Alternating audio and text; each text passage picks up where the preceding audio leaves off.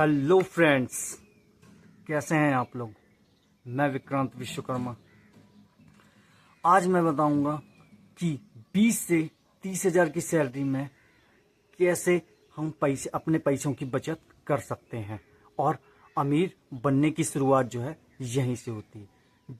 जैसे ही हमारी सैलरी आती है और हमारी सैलरी जो है महीने के आखिरी तक बिल्कुल पूरी तरह ख़त्म हो जाती है, तो जैसे कि घर के खर्चे, राशन लाना और इसके बाद मोबाइल रिचार्ज, बच्चों की शॉपिंग और इसके बाद किराना, इन सब चीज़ में पूरी सैलरी महीने भर की ख़त्म हो जाती है और महीने के आखिरी आते आते 5 से 7 दिन में हमारी जेब खाली हो जाती है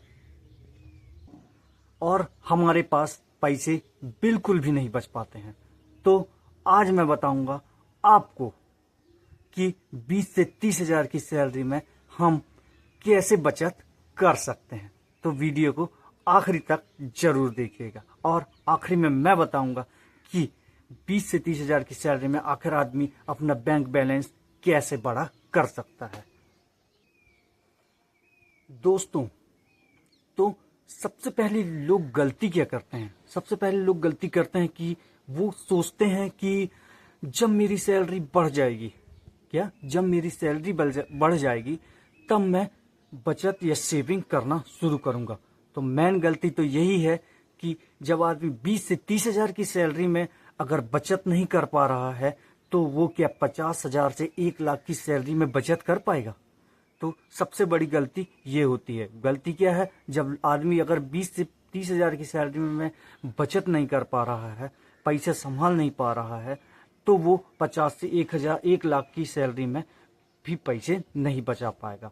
तो क्या करना है? सबसे पहले अपन को बचत करने की आदत डालना है, इसके बाद फिर अपन को खर्च करना है। क्योंकि समस्या कमाई नहीं है, समस्या है कहाँ पे? पैसे बचाने की या बचत सेविंग करने की सबसे बड़ी समस्या है, कमाई नहीं है। समस्या अगर बचाना है तो 5 से 10 हजार में ही बचा सकता है और वह सेविंग कर सकता है। तो आप सुनिए, पहला नियम क्या है। जैसे कि आपकी सैलरी है 20 से 30 हजार या 10 से 20 हजार है। अगर आपकी सैलरी 10 से 20 हजार है तो आप ध्यान रखिएगा कि 2,000 रुपये हमको निकाल के सबसे पहले अलग रख देना है और 20 से 30 हजार है तो 3 से 5 हजार रुपये हमें सबसे पहले खर्च करने से पहले हमें सैलरी को बचत के लिए निकाल के अलग कर देना है। तो सबसे पहला नियम ये रहता है। इसके बाद फिर एक बात ध्यान रखिए, जो बचत के लिए हमने पैसे निकाला है उस पैसे को हमको महीने भर फिजूल खर्च में बिल्कुल यूज नहीं करना है। वो पैसे निकाल के हमें अलग सेविंग में रख देना है। तो वही पैसा जो है आगे चल के काम आएगा और वही से शुरुआत होती है भविष्य में अमीर होने की। दूसरा तरीका आपको मैं बताता हूँ कि दूसरा तरीका क्या है कि जो भी हम खर्च करते हैं एक नियम बनाइए कि उसको हमको क्या करना है, सूची बनाते जाना। जो भी खर्च करना है महीने में, जैसे मोबाइल रिचार्ज है, किराना है, राशन का बिल है, राशन का पानी में जो खर्च हो रहा है और इसके बाद बिजली का बिल है, जो भी खर्च है वो हमको सूची बाई सूची लिखते जाना है। इसके बाद महीने में आपको खुद पता चल जाएगा कि फिजूल का खर्च कहाँ पे हुआ है और खुद समझ में आ जाएगा अपन को कि कहाँ पे जहां हमें खर्च नहीं करना था वहां पे पैसा खर्च हुआ है। इसके बाद मैं आपको बताता हूं तीसरा तरीका क्या है कि जब भी कोई चीज अगर हम खर्च करते हैं, सबसे तीसरा तरीका क्या है, जरूरत और इच्छा। क्या जब भी आप पैसे खर्च करते हैं या कोई सामान खरीदते हैं तो आप इस चीज को जरूर अपने मन से पूछिएगा, कुछ सवाल पूछिएगा कि क्या यह मुझे जरूरी है, क्या इस हफ्ते मुझे ये चीज जरूरी है? तो आपको खुद समझ में आ जाएगा। और दूसरा क्या पूछेगा कि इससे क्या मेरी जिंदगी जो चीज मैं खरीद रहा हूं, क्या इससे मेरी जिंदगी सफल हो जाएगी? तो ये ऐसे करके 2 सवाल जरूर पूछेगा, आपको खुद ऑटोमेटिकली समझ में आ जाएगा कि नहीं यार, यहाँ पैसे खर्च करना जरूरी नहीं है, यहाँ पैसे खर्च करना बहुत जरूरी है। चौथा तरीका क्या है कि इमरजेंसी फंड। वही जो मैं बता रहा हूँ आपको, एक इमरजेंसी फंड अपन को बना के रखना है। ना जाने जिंदगी में अपन, इतनी बड़ी जिंदगी, इसमें अपन को कौन कौन सी परेशानी आ जाए, ताकि उस चीज में अपन को पैसा अपन खर्च कर सके, यूज कर सके। जैसे कि कभी कोई बड़ी बीमारी हो गई, नौकरी छूट गई, बड़ी से बड़ी बीमारियां हो जाती हैं, कोई आपातकालीन समस्या आ गई, कोई अचानक बड़ी समस्या आ गई, तो अपन को ताकि वो पैसा अगर बचा रहेगा तो वहाँ पे यूज तो हो सके। कम से कम 3 से 6 महीने तक का खर्च अपन उठा सके, इतना पैसा अपन को इमरजेंसी फंड में बचा के रखना है। तो इस बात का भी आप ध्यान रखिएगा। 5वां तरीका क्या है, ये जो है बहुत महत्वपूर्ण है, कर्ज और समाधान। कर्ज, 5वां तरीका क्या है, कर्ज।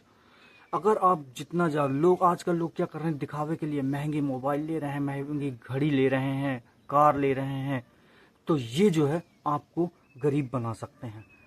कर्ज, एक बात बता दूं, जितना आप ले सको उतना ही लेना। अगर आप कर्ज नहीं ले सकते हो तो आप उस चीज को ध्यान रखिए कि ज्यादा कर्ज अगर आप लेते हैं तो आप जो है गरीबी की तरफ जा सकते हैं, इसलिए ज्यादा कर्ज भी नहीं लेना है।